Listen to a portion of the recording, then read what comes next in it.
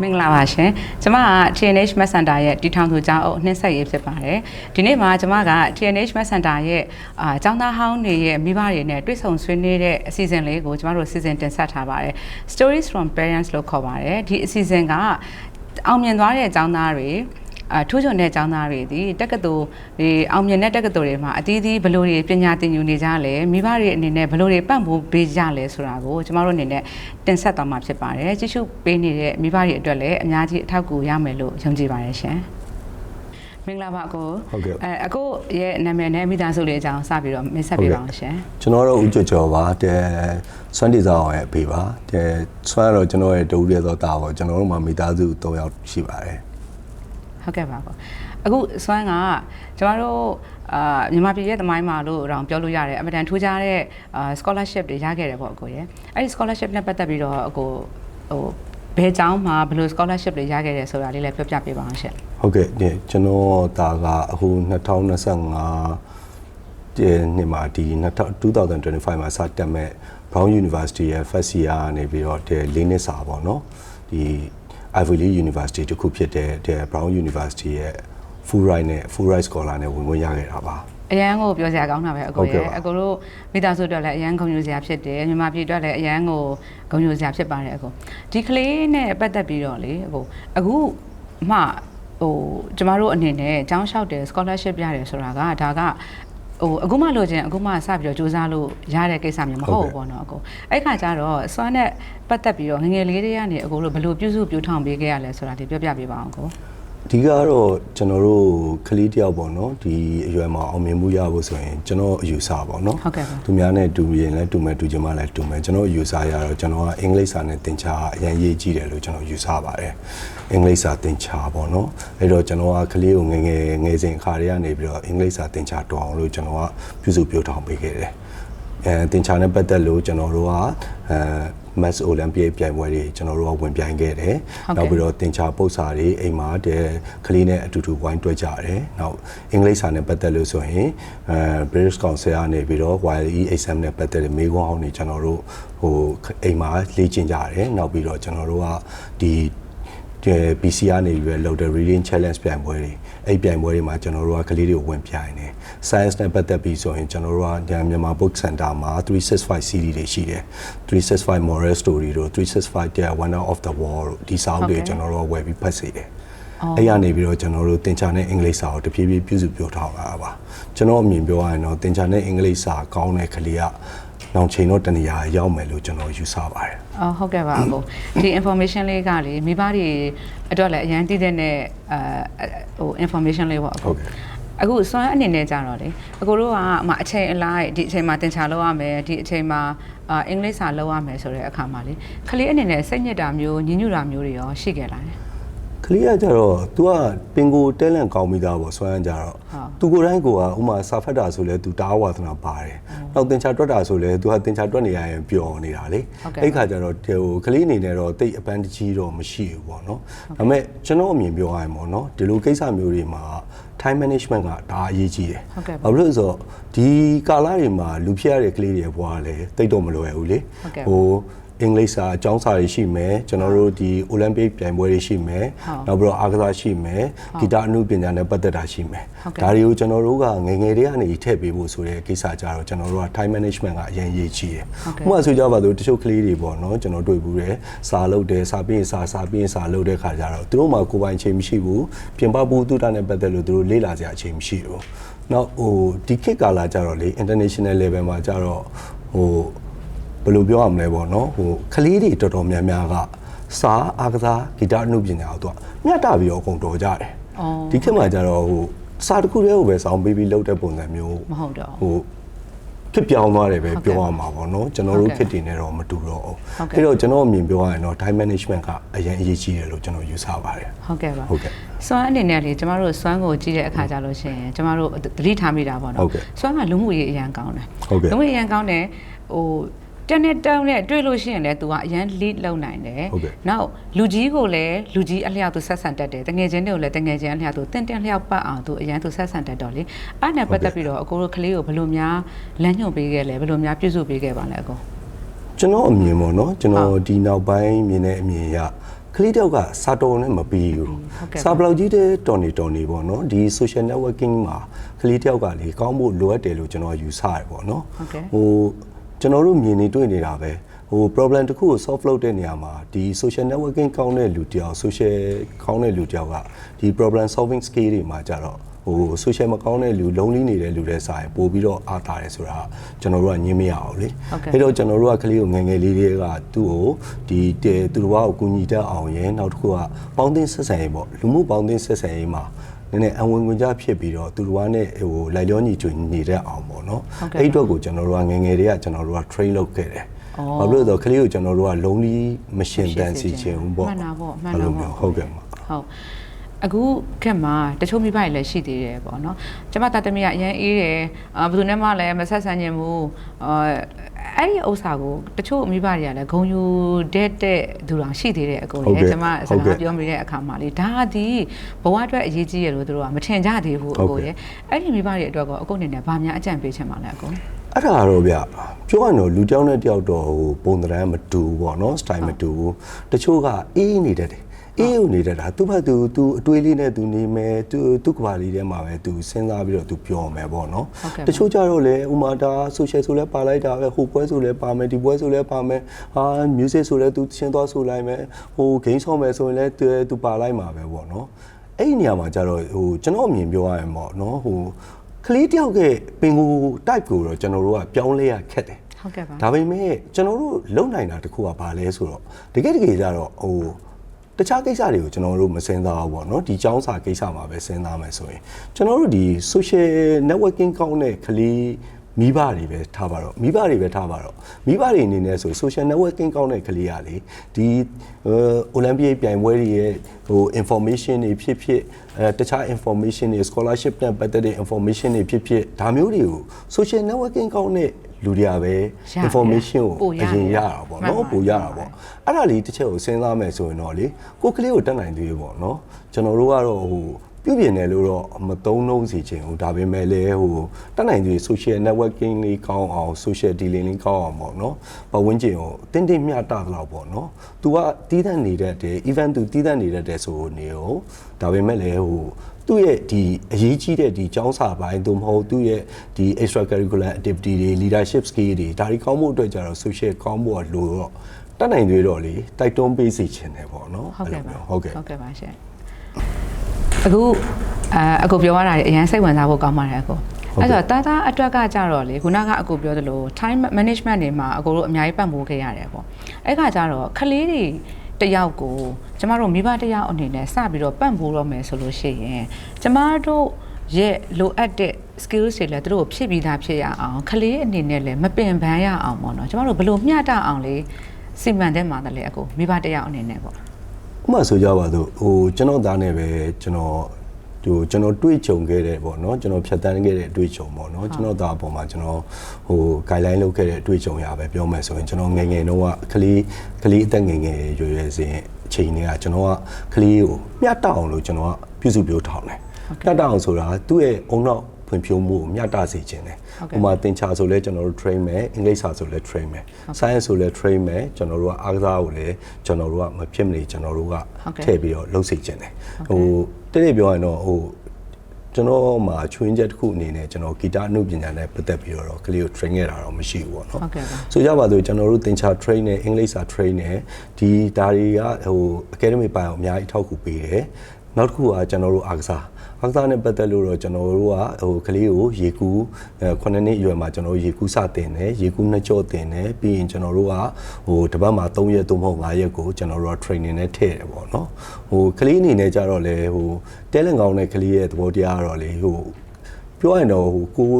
ုလုတ်ပေးတဲ့လောက်တော့ဟို outcome ကောင်းမွန်ပြန်ထွက်တာပဲလေအဲ့လိုမျိုးဟုတ်ကဲ့ပါရှင်ဟုတ်ကဲ့အခုကျောင်းမှာဒီ full right အနေ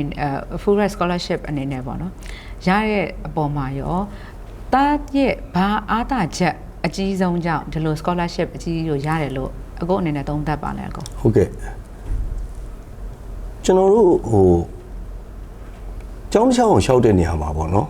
ကျွန်တော်တို့က research ကအရေးကြီးဆုံးပဲဟုတ်ကဲ့ပါ research ကအရေးကြီးဆုံးပဲဆိုတာကဘာ research လဲဆိုတော့ကျွန်တော်တို့ရှောက်မဲ့ university ဟ တိချက်ကကျွန်တော်ရှောင်းမဲ့ university ရွေးချယ်မှု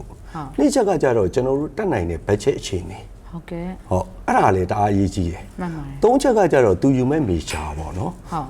လေးချက်ကကြတော့ကျွန်တော်တို့ကသူဒီကလေးမှာရှိတဲ့ပင်ကိုအရေးချင်းသူ့ရဲ့ဥမာအရေးချင်းနေဆိုကြပါလို့ဥမာစွမ်းဆိုရင်လည်းSAT 1590 IELTS 8.5 A level scholar ဒီ A level ရဲ့ predicted score အနေနဲ့ဆိုရင်သူက 4A star leadership skill ရဲ့ extra curricular skill တွေရဲ့နောက်တစ်ခုက तू ကအစီရေးတာအရင်ကောင်းတယ်ဒါသူ့ရဲ့ main talent ပဲतू ကအစီရေးတယ် तू ရေးတဲ့အစီတွေကိုဖတ်တဲ့လူတိုင်းကြိုက်တယ်အဲ့ပြင် तू ကအစီတစ်ပုဒ်ကို तू က unit ဖြစ်အောင်ရေးနိုင်တယ်ထူးခြားမှုရှိအောင်ရေးနိုင်တယ်ပေါ့နော်ဒီ essay ကို read လုပ်တဲ့ admission officer ကစက်ဖတ်ချင်လောက်အောင် तू ရေးနိုင်တယ်ဒါသူ့ရဲ့ပင်ကိုအရေးချင်းပေါ့နော်ဒါတွေအဲ့ဒါတွေနဲ့အဓိကကတော့ဒီကြောင်းအခုနပြောတဲ့ကျွန်တော်တို့ရှောက်မဲ့ကြောင်းရဲ့ requirement ဒီ requirement နဲ့သူ့မှာရှိတဲ့အရေးချင်းတွေ budget ချင်းတွေအဲ့ဒါတွေအားလုံးကိုက်ညီဖို့အတွက်ကကျွန်တော်တို့က research ကိုကြိုလုပ်ရမယ်ဆိုလိုတဲ့သဘောကကျွန်တော်တို့ကဘယ်လိုပြောမလဲအမှတ်တွေဆိုကြပါတော့ဒီ A level ရဲ့academic score ကလည်းတိတ်မကောင်းဘူးဥပမာ SAT result ကလည်းတအားမကောင်းမဲနဲ့ကျွန်တော်တို့ကခက်မြင့်မြင့်ကြောင်းတွေကိုမှန်းတဲ့အခါကျရင်ကျွန်တော်တို့လွယ်မယ်ပေါ့နော်အဲ့ဒီခါကျတော့ကျွန်တော်တို့ဒီ research ကအရေးကြီးဆုံးပဲဟုတ်ကဲ့ပါဒါမှလည်းကျွန်တော်တို့ဒီ research ကောင်းမှလည်းလိုအပ်တဲ့ scholar ကိုကျွန်တော်တို့ကအဝင်ခွင့်ကြဖြစ်သွားမှာပေါ့နော်ဟုတ်ကဲ့ပါရှင်အကိုအနေနဲ့ကကြတော့ဒီသားချောင်းရှာတဲ့ကိစ္စမှာရောအကိုအနေနဲ့ဘယ်လိုများပံ့ပိုးခဲ့ပါလဲအကိုကိုယ်တိုင်ပဲဒီလို research တွေလုပ်ခဲ့ရလားဒါမှမဟုတ်လို့ရှိရင်သားနဲ့အတူတူသားဝါသနာပါတာသားလို့ကျင်တဲ့အကြောင်းအဲ့ဒါတွေကိုများအတူတူလုပ်ခဲ့ရလားကိုကျွန်တော်ကလေးနဲ့ကကျွန်တော်က main fest တွေရှာတယ်ကလေးကိုကျွန်တော်တို့ကကလေးကိုကျွန်တော်တို့main fest တွေကိုကျွန်တော်ပို့တယ်ဘာဖြစ်လို့လဲဆိုတော့ဒါ A level school ကိုသူကဘန်ကောက်မှာတက်နေတာကျွန်တော်မြန်မာပြည်မှာဆိုတော့ကျွန်တော် fest တွေရှာတယ်သူ့ကိုပို့တယ်သူကအိမ်မှာထပ်ပြီးတော့သူအခြေချဲ့ပြီးသူလေ့လာတယ်ပြီးတော့သူနဲ့ကျွန်တော်နဲ့ဆွေးနွေးတယ်ဆွေးနွေးပြီးတော့ကျွန်တော်တို့တကယ်ရှောက်ရမယ့်အကြောင်းတွေပေါ့နော်ကျွန်တော်တို့တကယ်အမှန်တကယ်ရှောက်ရမယ့်အကြောင်းတွေကိုကျွန်တော်တို့စသချင်းကျွန်တော်တို့အကြောင်းပေါင်း40နဲ့45ကျောင်းချကျွန်တော်တို့ထုတ်တယ်အရာမှပြီးတော့ကျွန်တော်တို့ကထပ်ပြီးတော့ရွေးလာကြတာပေါ့ပြောရရင်သူနဲ့ကျွန်တော်နဲ့နှစ်ယောက်ကကျွန်တော်ကရှေ့ပိုင်းမှာတော့ကျွန်တော်ကresearch လုပ်တယ်ဖတ်လာတယ်ဘာဖြစ်လို့လဲဆိုတော့သူကကြတော့A level တက်နေတော့သူ့အတွက်ကအချိန်ကနည်းနည်းနေရတယ်လေအဲ့ရနေပြီးတော့ကျွန်တော်က information ကိုသူ့ရှိပို့တယ်ပို့ပြီးတော့မှသူနဲ့ကျွန်တော်နဲ့ evaluate ပြန်လုပ်တာပေါ့နော်ကောင်းလိုက်တာဟုတ်ကဲ့ပါအကိုကတကယ်ကိုအဖေတယောက်လိုရော coach တယောက်လို leader တယောက်လိုတကယ်ချင်းတယောက်လို manager လိုလုပ်ခဲ့တာပေါ့မင်းသားရဲ့ manager လိုအကိုကဘောင်းဆောင်ကနေပတ်မိုးပေးခဲ့ရတာပေါ့နော်ဒီလိုအောင်မြင်မှုအတွက်အဲ့ဒါတွေကြတော့အရန်ကိုကျင့်နဲ့ဆရာကောင်းပါတယ်အကိုဘာဖြစ်လို့လဲဆိုတော့အသားတယောက်အောင်မြင်ဖို့အတွက်အကိုအနေနဲ့ဒေါင်းပေါင်းဆောင်ကနေဖြည့်ဆည်းပေးခဲ့တာပေါ့နော်ဒါပေမဲ့အကိုလိုမဖြည့်ဆည်းဖို့တချို့မှာအားနေချက်လို့ပဲပြောရမှာပေါ့နော်အချိန်အားနေချက်တော့လကောင်းအချိန်မှာတချို့ဒီလိုမျိုး research တွေလုပ်ဖို့အတွက်နောက်တချို့တွေကြတော့ဒီ laptop ပေါ်မှာပေါ်တဲ့ပစ္စည်းရောက်တော့စာတွေကိုမဖတ်ချင်ကြဘူးပေါ့အဲ့လိုမျိုးဆိုရင်ရောအကိုနည်းနည်းသူတို့အတွက် tip လေးပေါ့အကိုရယ်နော်ကိုလိုအချိန်တွေမပေးဆက်နိုင်တာရှိမယ်နော်အကိုလိုစာတွေအများကြီးမဖတ်ချင်တာရှိမယ်ဒါပေမဲ့သူတို့မှလည်းသူတို့သားသမီးအတွက်ဒီလိုလေးတော့ပို့ချင်နေမှာတယ်ဒီလိုမျိုးလေးတော့ဖြစ်စေချင်ပါတယ်ဆိုတော့မိဘတွေလည်းအများကြီးရှိနေမှာပေါ့ကိုနော်အဲ့ဒီအတွက်ကကြတော့အကိုဘာလေးများတခြား alternate နည်းလေးများအကြံပေးချင်တာများရှိပါလားကိုကျွန်တော်တို့ကျောင်းလျှောက်တဲ့အချိန်မှာပေါ့နော်ဒီ US နဲ့ပတ်သက်လို့ကျွန်တော်တို့US ကျောင်းပဲကျွန်တော်တို့ကတောက်လျှောက်ခဲ့တာပေါ့နော်ကလေးနဲ့ကျွန်တော်နဲ့ကဒီ US ကျောင်းတွေကိုပဲလျှောက်ခဲ့တဲ့အခါကျတော့ကျွန်တော် US ကျောင်းလျှောက်တဲ့ကိစ္စကိုပဲကျွန်တော်နည်းနည်းဦးစားပေးပြီးပြောချင်ပါတယ်ဟုတ်ကဲ့ပါကျောင်းလျှောက်တဲ့နေရာမှာကျွန်တော်တို့ကနံပါတ်1အချက်ကတော့ပထမဆုံးဝေးရတော့ကျွန်တော်တို့က agency တွေရှိတယ်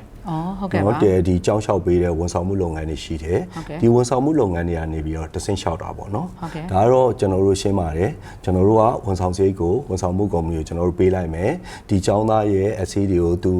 edit လုပ်ပေးမယ်သူကျောင်းတွေဝိုင်းရွေးပေးမယ်ဒီကျောင်းသားနဲ့တိုင်ပင်ပြီးတော့ပေါ့နော်မိဘအနေနဲ့တော့သူ့ရဲ့ main သူ့ရဲ့ tax ကတော့သူကပတ်စံပေးလိုက်ရုံပဲပေါ့နော်သူရဲ့အဓိကမိဘရဲ့အလုပ်ကတော့ကျန်တဲ့ကိစ္စတွေကတော့ကျွန်တော်တို့ဥမာ financial ရှောက်မယ် CSS profile ဖြည့်မယ်ပေါ့နော်ကျွန်တော်တို့ college scholar service ပေါ့ CSS profile ဖြည့်မယ်ဆိုရင်ကျွန်တော်တို့ကဟိုမိဘရဲ့အကူအညီတော့နည်းနည်းလိုတာပေါ့နော်ဒါကလွယ်လို့ကျန်တဲ့ကြောင်းလျှောက်တဲ့ကိစ္စတွေကမိဘအနေနဲ့ကျန်တာတိတ် worry ဖြစ်စရာမလိုတော့ဘူးပေါ့ဒါပေမဲ့အိမ်မှာအားနည်းချက်အားတာချက်ကဘာတွေရှိလဲဆိုတော့ agency service တွေရဲ့သဘောတရားအရာပေါ့နော်အားတာချက်ကတော့ခုနပြောလို့ပဲမိဘကဘာမှလေးလာကြမလို့ဘူးဘာကုမှလည်းဟိုခေါင်းထဲထည့်နေကြမလို့ तू သူ့ရဲ့လှုပ်ရှားအဓိကကတော့ तू ကဒီဝန်ဆောင်စရိတ်ကိုကျွန်တော်တို့ကပေးလိုက်ရုံပဲပေါ့နော်အားနည်းချက်ကဘာရှိလဲဆိုတော့တကယ်ပြောရင်ဒီ agency တွေဆိုတာကအခုမှစတွေ့တာဟုတ်ကဲ့ကျွန်တော်တို့ကဒီ agency တွေနဲ့အခုမှစပြီးဒီလုပ်တဲ့အခါကျတော့ဒီចောင်းသားရဲ့အားတာချက်တွေအားနည်းချက်တွေကိုဒီ agency တွေကအပြည့်စုံသိနိုင်ဖို့ဆိုတော့မလွယ်ဘူးပေါ့နော်ဟုတ်ကဲ့ပါဟုတ်ကဲ့အဲ့ခါကျတော့အားတာချက်အရန်ကောင်းတဲ့ကလေးတယောက်ကိုလည်းဟို ranking လိုက်တဲ့ university တခုကိုရှောက်ပေးကောင်းရှောက်ပေးလိုက်မိမယ်အားနည်းချက်တွေများတဲ့ကလေးတယောက်ကိုလည်း ranking မြင့်တဲ့ university တခုကိုရှောက်ပေးကောင်းရှောက်ပေးမိမယ်ပေါ့နော်အဲ့ခါကျရင်အဝင်ခွင့်ချမှုတွေရှိနိုင်တယ်နောက်တစ်ခုကဘာလဲဆိုတော့ကျွန်တော်တို့ financial aid ပြဿနာ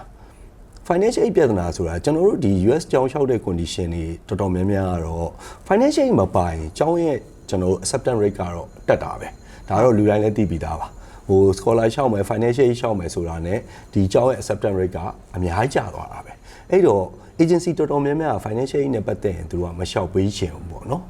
်ဟုတ်ကဲ့အဲ့တော့ကျွန်တော်အနေနဲ့ကတော့ဟိုတက်နိုင်သေးပေါ့နော်ဟိုမိဘတွေကိုတိုက်တွန်းချင်တာလေဟိုတော်တော်များများသောမိဘတွေကလည်းဒီနောက်ပိုင်းမှာခေတ်ပညာတဲ့မိဘတွေကအများစုပါအဲ့ခါကျတော့လေတက်နိုင်သေးစူးစမ်းပြီးတော့ကျွန်တော်တို့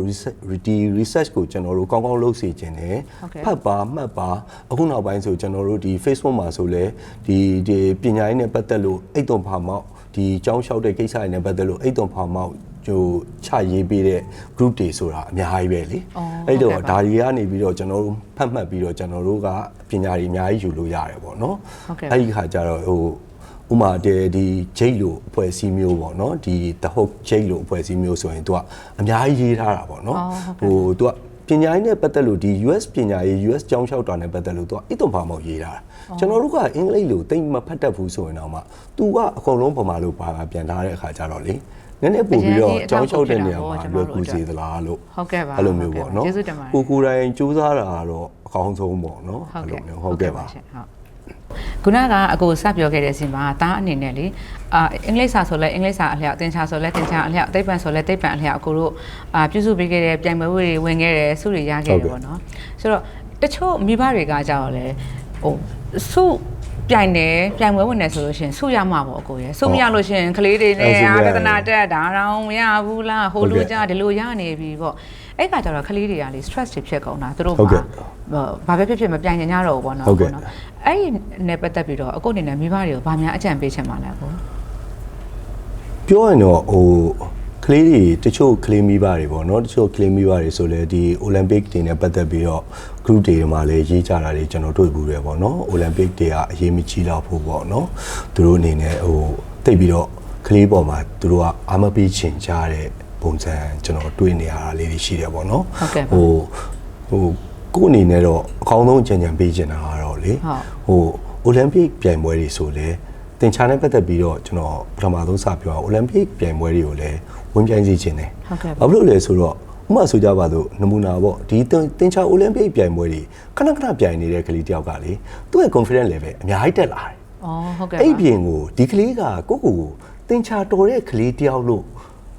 သူ့အနေနဲ့ကလေဟိုသူ့ကိုယ်သူ confident ဖြစ်လာတာပေါ့နော်နောက်တစ်ခုကဒီ Olympic တွေပြိုင်နေတာတော့ Olympic တွေပဲဒါပေမဲ့ तू ကဒီ academic ပိုင်းမှာဆိုကြပါစို့ဟိုသင်္ချာဘာသာရက်ကိုစာမွေးဖြည့်တဲ့နေ့မျိုးမှာဆိုရင်ကျွန်တော်မိဘတွေနေတဲ့ကလေလုံးဝစိတ်ချထားလို့ရတယ်ပူစရာမရှိတော့ဘူးပေါ့နော်ဒါဟိုခုနပြောသလိုပေါ့နော်ဒီ extra တွေပေါ့ဒီ Olympic တွေဒါတွေဖြည့်ခဲ့တဲ့များဖြည့်ခဲ့တဲ့ကလေးတွေရဲ့ရမယ့်အကျိုးကျေးဇူးတွေပေါ့နော်ဥပမာအင်္ဂလိပ်စာဆိုလဲအင်္ဂလိပ်စာပေါ့အင်္ဂလိပ်စာနဲ့ပတ်သက်လို့ကျွန်တော်တို့ဟို British Council ကနေပြီးတော့သူက reading challenge တွေလုပ်ပေးတယ်နောက်တစ်ခုကကျွန်တော်တို့ storytelling တွေလုပ်ပေးတယ်နောက်ဟို Ochea ဆိုမြန်မာ book center ကလည်းဒီလိုမျိုးဟိုကျွန်တော်တို့ဟို reading challenge လို့ဟာမျိုးတွေဟိုbriefing တွေလုပ်ပေးတယ်အဲ့ဒါမျိုးလေးတွေကိုလည်းကျွန်တော်တို့ကဝင်ပြီးတော့လုပ်စီခြင်းတယ်အခုနောက်ပိုင်းဆိုကျွန်တော်တို့ Hippo English ပေါ့ဒါမျိုးလေးတွေကျွန်တော်တို့ Olympic ဆန်လေးတွေကျွန်တော်တို့ရှိတယ်ဒါတွေကိုလုပ်ခြင်းအဖြစ်ကလေးတွေကနောက်ချိန်ကျရင်သူ့ရဲ့ English စာစွမ်းရည်ရလေ လိုလိုနေတက်လာတာပဲ ဟုတ်ကဲ့ပါ ကလေးတယောက်တော်ဖို့တက်ဖို့ဆိုတာကြတော့အချိန်တိုအတွင်းမှာမဖြစ်နိုင်ဘူးပေါ့နော်အဲ့တော့ကျွန်တော်ကတော့လေငငယ်လေးတွေကကလေးကိုလေအဲ့လိုမျိုးညီမျှအောင်ကျွန်တော်တို့ကတော့လှုပ်စေခြင်းနဲ့ train စေခြင်းနဲ့ပေါ့နော်အဲ့လိုမျိုးပေါ့ဟုတ်ကဲ့ပါကိုဟုတ်စုမရလို့စိတ်ညစ်နေတဲ့ចောင်းသားတွေအတွက်မိဘတွေအတွက်ကောအကိုကဘာများအားပေးခြင်းပါလဲအကိုအဓိကကတော့ပြိုင်နေဖို့ပဲကျွန်တော်အမြင်ပြောရတယ်ပေါ့နော်ဒီတင်ချာအိုလံပစ်ဒီနေ့ပဲကျွန်တော်ဥမာပေးပြီးပြောရမယ်ဆိုရင်ပြိုင်နေဖို့ပဲဟုတ်ကဲ့ပြိုင်ရင်နဲ့ကလေးကဘာဖြစ်သွားလဲဆိုဒီ exam ရဲ့ flow ကိုနားလည်သွားတယ်ဟုတ်ကဲ့နားလည်သွားတဲ့အခါကျရင်သူကလေစုကအခုမချိတ်လေနောက်တစ်ခေါက်ကတော့စုကတခုပြီးတခုချိတ်သွားတာပဲကျွန်တော်တွေ့တော့ဒီ clay ရဲ့ progress ဆုမရအောင်ဆုမရတာနေ merit award ရမယ် merit award ကနေ bronze award ရမယ်တဲ့ silver ကိုတဲ့နောက်ဆုံးတဲ့သူတဲ့ perfect ကိုဆိုကြပါစို့တဆင့်ဆင့်တက်သွားတာပဲအဲ့တော့ကျွန်တော်အမြင်ပြောရရင်တော့ပြိုင်ဖို့လေ encourage လုပ်စေခြင်းတယ်နောက်တစ်ခုကခုနပြောလို့ပေါ့ကလေးတယောက်ကပြိုင်ပြီးဆုမရတဲ့အခြေအနေမှာမိဘအနေနဲ့လေသူ့ကိုဆုမဲ့အစားပေါ့နော်ဒါမင်းထက်ကြိုးစားရမယ်ဟုတ်ကဲ့မင်းစိတ်ထဲမှာငါလုံနိုင်တယ်ဆိုတဲ့စိတ်ကိုထားပြီးတော့ထက်ကြိုးစားပါဒီလိုကြိုးစားရင်မင်းနောက်တစ်ခါအခွင့်အရေးရရင်မင်းအတွက်ကပို့ပြီးတော့မင်းဖန်ဆောင်နိုင်မယ်လို့နည်းနည်းတော့နှစ်သိမ့်မေးဖို့လိုမလားပေါ့နော်မင်းကဘာလို့တဲဆုလို့မရလာလဲလို့ဆူနေမဲ့အစားပေါ့နော်ဒါမှလည်းကလေးကကြိုးစားအထုတ်ခြင်းစိတ်ပေါ်လာမယ်ဒီပြိုင်ပွဲတွေကိုသူကမကြောက်ဘူးပေါ့နော်ကြောက်တဲ့စိတ်မရှိမှာပေါ့ဟုတ်ကဲ့ဒီအချက်ကလည်းမိဘတွေတိလဲတိတဲ့နဲ့လိုက်လဲလိုက်နာတဲ့အချက်ပါကိုအဲ့ဒါအတွက်လည်းအများကြီးကျေးဇူးတင်ပါတယ်ကိုတချို့မိဘတွေကလေအကိုလည်းကိုသားသမီးအခု university အောင်တက်တော့မယ်ဆိုတော့အခုမှလည်းမိတ်ဆွေတငယ်ချင်းအပေါင်းအသင်းတွေကနေပြီးတော့မိဘတွေအနေနဲ့ ways of parenting ပေါ့အဲ့လိုလုပ်တဲ့အခါမှာလေတချို့တငယ်ချင်းတွေအပေါင်းအသင်းတွေကိုအကိုအနေနဲ့ကြည့်လိုက်တဲ့အခါမှာနည်းနည်းလွဲမားနေတယ်လို့များတတိထားမိတဲ့အချက်လေးတွေများရှိပါသလားကိုဥပမာအရင် push လုပ်တာမျိုးကလေးတွေကိုစာနဲ့လူမှုရေးနဲ့မမျှတစေတာမျိုးစသဖြင့်အဲ့လိုမျိုးတတိထားမိတဲ့အချက်လေးရှိခဲ့ရင်အခု3ချက်လောက်ပြောပြပေးပါလားကိုကျွန်တော်တို့ကလေဒီချက်င်းပြောတာအရန်ကိုကလေးကိုပေါ့နော်စာရီအရန် post လုပ်ပြီးတော့မနိုင်ဝန်ထမ်းတယ်လို့များပြောချင်တာလားတော့မသိဘူးပေါ့နော်အဲ့လိုမျိုးတာကျွန်တော်တို့စဉ်းစားမယ်လို့ဆိုရင်ဒီခေတ်ကလေးတွေအနေနဲ့ကကျောင်းစာလုပ်ရတယ်အားကစားလုပ်ရတယ်ဂီတနုပညာနဲ့ပတ်သက်တာလည်းတခုခုလုပ်ရတယ်အိုလံပစ်တွေပြရရတယ်သူတို့မှလေလှုပ်ရှားလုပ်တရားအရင်များရတယ်ပေါ့နော်အဲ့တော့ကျွန်တော်တို့က push မလုပ်ဘဲနဲ့ဒီတိုင်းပဲထားလိုက်ရင်ဟောဆိုဒီတိုင်းထားလိုက်ရင်ကလေးကလေ international level မှာပေါ့နော်နောက်ချိန်မှာ तू နိုင်ငံပြင်ပထွက်ပြီးတော့ तू တွားနေရှင်တဲ့အချိန်မှာကြတော့လေ तू နောက်ကျကြံခဲ့လိမ့်မယ်လို့ကျွန်တော်ကယူဆရတယ်တိလားဘာလို့လဲဆိုတော့နိုင်ငံတကာမှာကျောင်းသားတွေကတအားစာလုပ်ကြတယ်တအားကြိုးစားတယ်ပြောရရင်လေဒီ international student တွေကလေဘပေါင်းတော်တာစာလဲတော်သူအားကစားလဲတော်တယ်ဟုတ်ကဲ့ပါသင်္ချာရန်ကောင်းလို့အင်္ဂလိပ်စာကြောက်လည်းမညံ့အောင်ဟုတ်ကဲ့အဲ့ဒီကိုဆိုကြပါစို့ဂီတနုပညာနဲ့ပတ်သက်ပြီးတော့ piano ဆိုလဲသူတို့တီးလိုက်တာပဲဟုတ်ကဲ့ orchestra ကြီးမှာ violin ဆိုလဲသူတို့ထိုးလိုက်တာပဲပေါ့နော်အဲ့ကကြတော့ကိုယ့်ကလေးကငငယ်လေးရတာမ train ထားအောင်ဆိုရင်ပေါ့နော်အဲ့ခါမျိုးကြရင်ကြီးလာမှာဆိုရင်ကျွန်တော်တို့ကဒါတွေကိုကတ်ပြီးတော့လေလုံးလို့မရအောင်ပေါ့နော်အနည်းဆုံးဒီဂီတနဲ့ပတ်သက်တာဆိုလဲ3နှစ်ဆိုတာအနေဆုံးပဲလေအားကစားနဲ့ပတ်သက်တာဆိုလဲ3နှစ်ဆိုတာအနေဆုံးပဲအချိန်ယူပြီးမှလာလေသူကနေရာလေးတစ်ခုပေါ့နော်ပြိုင်ပွဲတစ်ခုပြိုင်နိုင်တဲ့အဆင့်ကိုရောက်တာပေါ့နောက်တစ်ခုကကလေးကငယ်ရွယ်စဉ်ခါမှာကျတော့ဒါပုံမလင်းလင်းပြောရင်သူတို့ဘယ်လမ်းကြောင်းသွားမှန်းလဲသူတို့မသိသေးဘူးသူတို့မှလေဆုံးဖြတ်နိုင်တဲ့ဉာဏ်စွမ်းလဲတိတ်တော့မရှိသေးဘူးအဲ့ခါကျတော့မိဘတွေအနေနဲ့ကျတော့လေဘလို့ပဲပြောဒီကလေးကိုတော့ကျွန်တော်တို့ကပံ့ပိုးမယ်ကူညီမယ်တိုက်တွန်းမယ်တွန်းအားပေးတယ်တော့မဟုတ်ပေါ့နော်တိုက်တွန်းမယ်သူ့ကိုအားပေးရမှာပေါ့နော်ဒါမှလေဒီကလေးကလှုပ်ချင်စိတ်တွေပေါ်လာမယ်လှုပ်ချင်စိတ်ပေါ်လာပြီးတော့နောက်တစ်ခုကပေါ့နော်ဆွရဘူးတဲ့ကလေးကလေသူ့ဘက်သူတော့လေကျွန်တော်ထင်တာလေထက်ပြီးတော့လှုပ်ချင်သွားတာပဲပေါ့နော်အဲ့တော့ကျွန်တော်တို့အနေနဲ့ကတော့လေဘယ်လိုပြောမလဲကလေးကိုအဲ့လိုမျိုးပေါ့နော်လှုပ်စေခြင်းတယ်ဟုတ်ကဲ့ပါလှုပ်စေခြင်းတယ်ဆိုတာကလေဒီငငယ်တွေကလေအတင်းတိုက်တွန်းယူတယ်ဆိုတဲ့ဟာကတော့ဘယ်လိုပြောမလဲမြင်တဲ့လူပေါ်မှာပဲမူတည်တာပေါ့နော်မြင်တဲ့လူရဲ့ပေါ်မှာပဲမူတည်တာဒါပေမဲ့လေငငယ်လေးတွေကလှုပ်ထားမှကြီးလာတဲ့ခါကျရင်တော်ခါကြရလို့ကျွန်တော်တို့ယူဆရတယ်လေအဲ့လိုမျိုးဟုတ်ကဲ့ပါကျွန်မကြားမှုတဲ့မိတ်ဆွေတယောက်ပြောသလိုပဲကလေးတယောက်ကိုတဲ့ပြုစုပြောထောင်နေဆိုတဲ့အခါတဲ့မုံလေးတွေအစားအစာလေးတွေစမ်းချွေးကြည့်ရတဲ့တူတယ်ပေါ့ဆိုတော့ကလေးကဘာကြိုက်မှမသိဘူးကျမတို့ကဒီကလေးကပီဇာကြိုက်တာလားငပိကြိုက်တာလား ဘာကြိုက်မှမသိတဲ့အခါကျတော့ဒါမျိုးတွေကများစားဘူးမှကလေးကလည်းသူ့မှာအကြိုက်ဆုံးဆိုတဲ့အစားအစာကိုသူရွေးတတ်တယ်အဲ့ဆိုတော့ဒီလို talent တွေကိုပြုစုပြောထားတာလေအဲ့လိုပဲတဲ့ကျမတို့ကမိဘတွေအနေနဲ့ကိုယ့်ဘက်ကနေပြီးတော့တောင်းဝမကြည့်မဖြစ်ရလေအောင်ပေါ့အခွင့်တာတဲ့မိဘတွေကတော့ဒါပေါ့တင်ချာဆိုလဲပေးမိရမယ်အင်္ဂလိပ်စာဆိုလဲပေးမိရမယ် science နဲ့ပတ်သက်တာဆိုလဲပေးမိရမယ်ဟုတ်ကဲ့ပါအားကစားဒီဂီတအနုပညာဆိုလဲကျွန်တော်တို့ကပေးမိရမှာပဲအဲ့ပုံမှာမှ तू ဘယ်အောင်အားတာလဲပေါ့နော်အဲ့ဒါအောင်မှကျွန်တော်တို့ကဆက်ပြီးတော့ကျွန်တော်တို့ကသူ့ကိုတိုက်တွန်းရမှာပေါ့နော်အဲ့လိုပုံစံမျိုးဟုတ်ကဲ့ပါဒီနေ့စကားဝိုင်းလေးရလေတကယ်ကိုစိတ်ဝင်စားစရာကောင်းတယ်ကျမတို့လိုမိဘတွေအတွက်ကကြောက်ရလဲသိညွှန်စရာတွေအများကြီးရတယ်ကိုရယ်ဒီ program ကိုကြည့်နေတဲ့မိဘတွေလည်းသူတို့လည်း idea တွေအများကြီးရမယ်လို့ကျမကယုံကြည်ပါတယ်အကိုဆိုတော့အခုအချိန်ပေးပြီးတော့လာရောက်ဖြေကြားပေးတာအများကြီးကျေးဇူးတင်ပါတယ်ရှင်ဟုတ်ကဲ့ကျွန်တော်ကလည်းဒီလိုမျိုးကိုသားရဲ့အောင်မြင်မှုပေါ့နော်ဟုတ်ကဲ့ပြောရရင်ကိုသားသူနဲ့ကိုနေကအဖေတစ်ခုသားတစ်ခုပါပဲတူရဲတော့သားလည်းဖြစ်တဲ့အခါကျတော့လေသူ့ရဲ့အောင်မြင်မှုကကျွန်တော်ရဲ့အောင်မြင်မှုပဲပေါ့နော်ကိုသားရဲ့အောင်မြင်မှုကိုကျွန်တော်ကဒီလိုနေရာကနေပြီးတော့တင်ပြခွင့်ရတဲ့အတွက်ပေါ့နော်နောက်လူတွေနောက်ဆက်လက်ပြီးတော့ရှောက်ကြမကြောင်းရှောက်ကြမဲ့လူတွေဆက်လက်ဖြတ်တန်းမဲ့လူတွေပေါ့နော်အဲ့အတွက်အထောက်အကူရတယ်ဆိုရင်ကျွန်တော်နေတယ်လာရောက်ဖြေချပေးရတာအောင်ဝမ်းသာမိပါတယ်ဟုတ်ကဲ့ပါရှင်ဟုတ်ကဲ့ပါနောက် program တွေရှိရင်လည်းဆောင်ကြပါအောင်မယ်နော်ဟုတ်ကဲ့ပါကျေးဇူးတင်ပါတယ်ကျေးဇူးတင်ပါတယ်ဟုတ်ဒီစီစဉ်ကနေပြီးတော့ကြည့်ရှုသူမိဘတွေအားလုံးတွေးစရာလေးတွေတင်ယူစရာလေးတွေအများကြီးရရှိမယ်လို့ယုံကြည်ပါတယ်ရှင်အားလုံးကိုကျေးဇူးတင်ပါတယ်